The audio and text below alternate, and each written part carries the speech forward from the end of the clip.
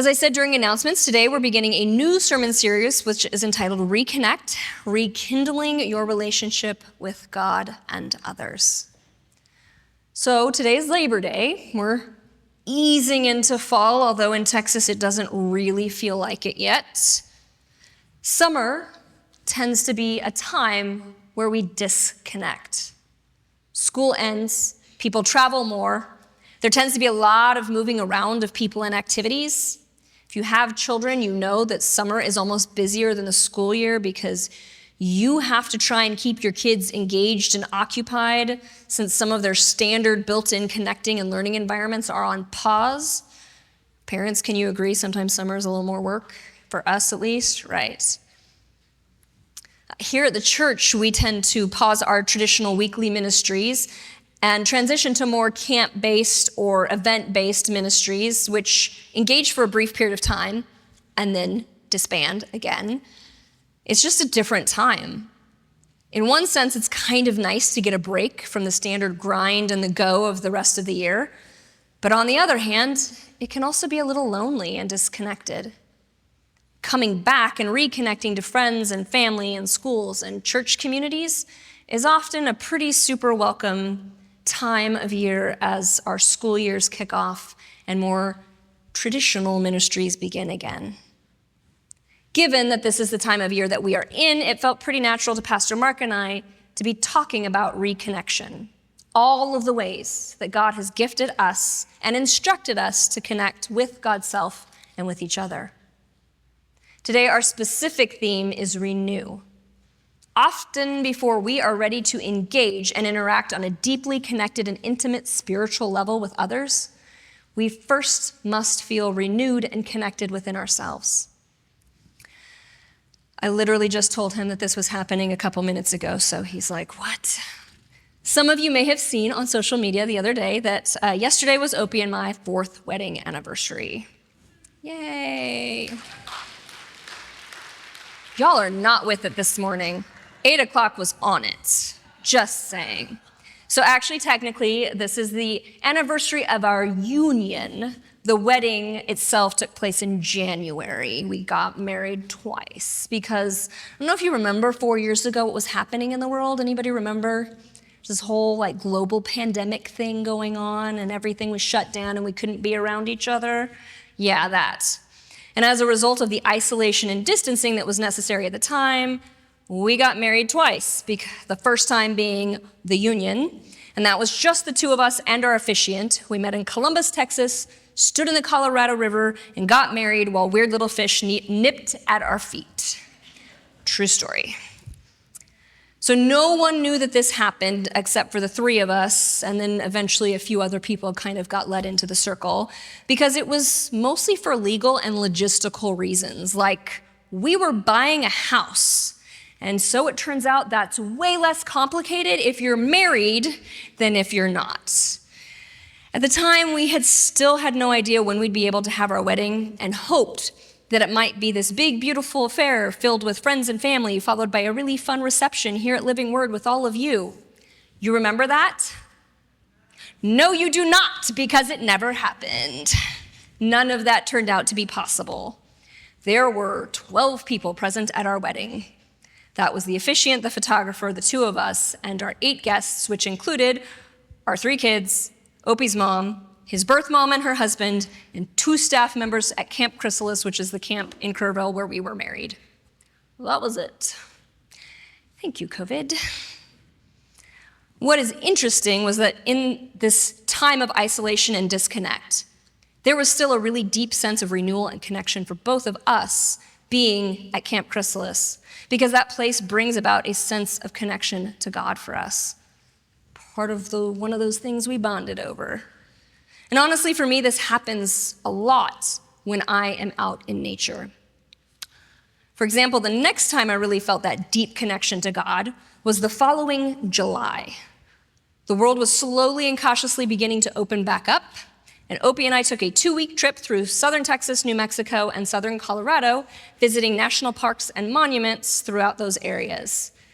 I've mentioned this. Some of you have heard me talk about the parks and monuments, or as we affectionately call it, stamps and stickers, because we have these passports that you put stamps and stickers in.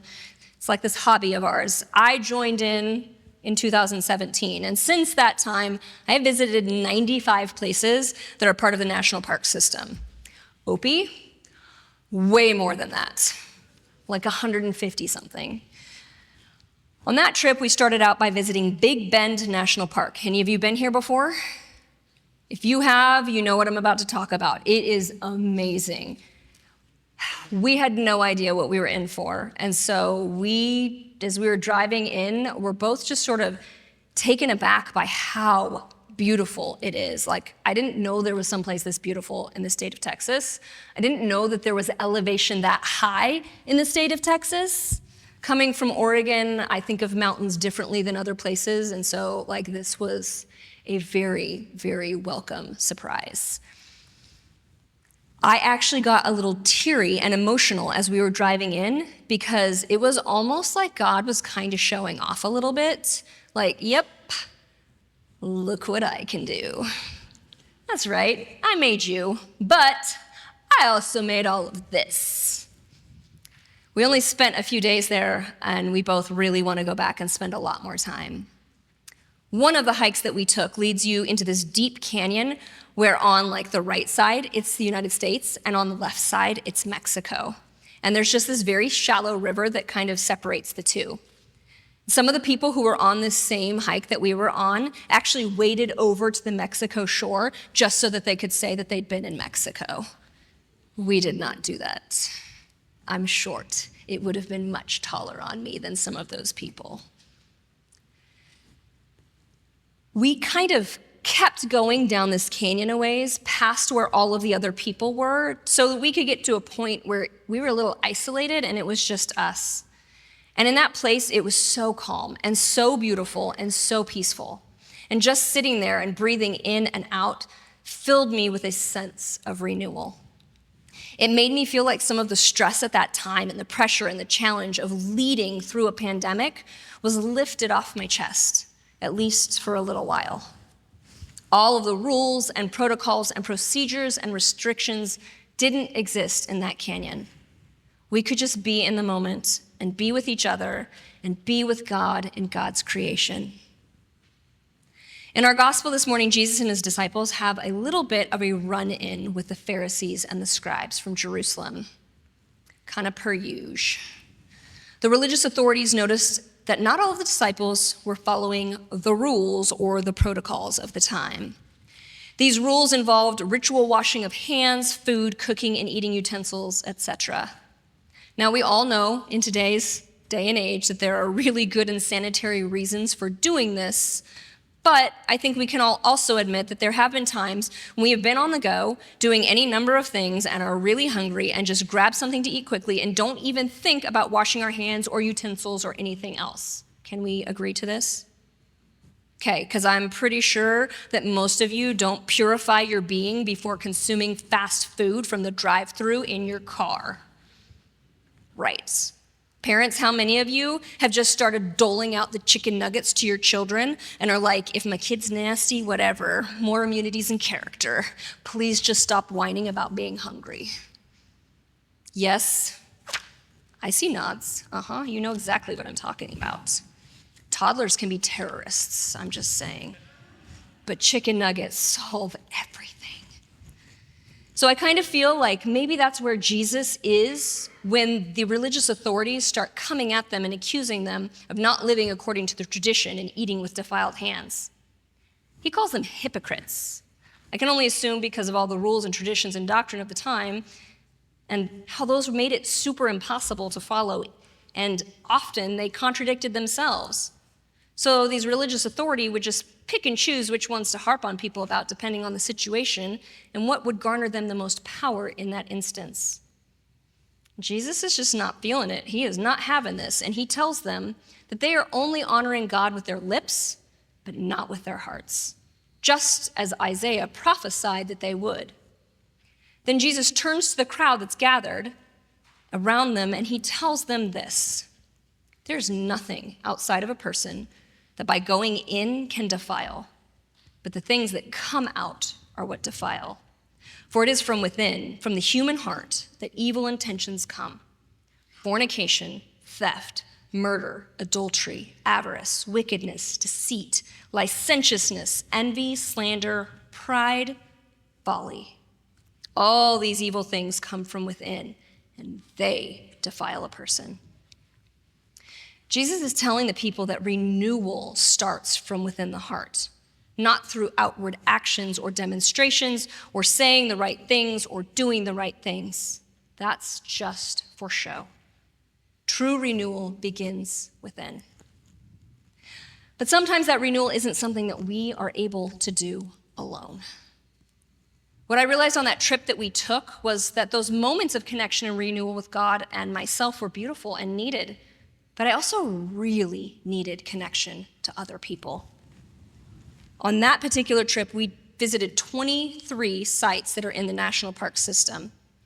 And each place we visited, we encountered others who were basically doing the same things that we were, which was having as safe of a vacation as was possible at the time by going outdoors and wearing masks around other people when the proximities were close and keeping distance as much as possible. But at the same time, we were also eager and able to talk to people from a distance. And because everyone had been isolated for so long, everyone was starved for that community. At one site, there was this group of people that cheered Opie on as he rescued a tarantula from certain death in the middle of the parking lot. I know some of you are like, why would you rescue a tarantula? Let it go. But we felt compelled to save it. So he got this tarantula to climb on a branch or stick or something and then moved it off the pavement because it definitely would have gotten run over. Also, it turns out there was some sort of 20-year tarantula mating migration thing going on, and so other places we went, there were thousands of them. Definitely ran over some tarantulas, even though we saved the one. It was inevitable. One is kind of cute, and, oh, hey, that's weird. Thousands of them are creepy, I'm just letting you know. In 16 years, maybe don't go to South Texas. So it turned out some of the people that we met at that point in time were also from Houston. And this was a pretty funny one because they had seen his art around Minute Maid and knew who he was. And then they had to take a selfie with him. So he was in front and they were back behind and it was a whole thing. And then we talked about the Hobbit Cafe. How many of you have been to the Hobbit Cafe? Some of you. If you haven't, it's this weird little restaurant between Montrose and Rice Village and it's all Lord of the Ringsy themed. And it's super weird, but it also has great burgers. You should check it out. So they talked about how much they loved the Hobbit Cafe, and it was their daughter's favorite restaurant. And we were like, cool. In another year, maybe we'll see you there. Those interactions and moments and connections were almost as sacred as the time spent in the beautiful wonder and splendor of God and God's creation. What I think I've come to realize over the years is that through the power of the Holy Spirit, Jesus transforms and renews us from within. But our connection to a faith community helps with this process. Because this isn't a solo journey. We need our community. We need connection, and we need spiritual companionship. We need support and help in the times when we struggle. That's what our care team and our Stevens ministers and all of our other care ministries are all about. We saw the one video about the care team that goes out to our homebound. That's why we have Christian education for all of our ages. That's why we engage in service ministries of various kinds. It's why we do things like dinner church and Advent brunch and Splash Sunday, so we can all connect in different ways, in those ways that we need when we need to. We need each other on so many different levels, and sometimes we don't even realize how much until we've spent time apart. COVID was a little extreme. Summertime, you still feel that pull. I suspect now that fall is nearly upon us, you guys like me may be ready for some renewal and some new connection. So let's take some time to be together and to learn together and to grow together, to care for each other and to feel the Spirit's presence as she moves amongst us, transforming all of us from within. Amen?